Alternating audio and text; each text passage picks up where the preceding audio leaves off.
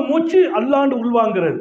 மூச்சும் பேச்சும் அல்லாஹ் என்று நீ ஆகிவிடு, உன் வாழ்க்கையின் மொத்த திருப்பமும் அல்லாவின் கையில் மாறிவிடும். நீ ஏங்குவாய், அவன் உன்னை இயக்குவான். ஒரு ரிமோட் அவன் கையில போயிடும்.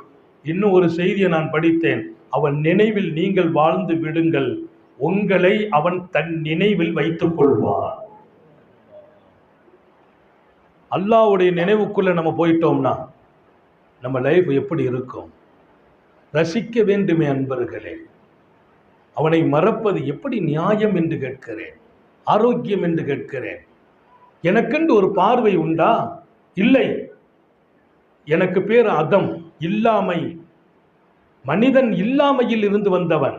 உஜூது, உஜூதுனா நான் இருக்கிறேன் பாருங்க, எனக்கு அது கிடையாது. உஜூத் என் ரப்பை சார்ந்தது.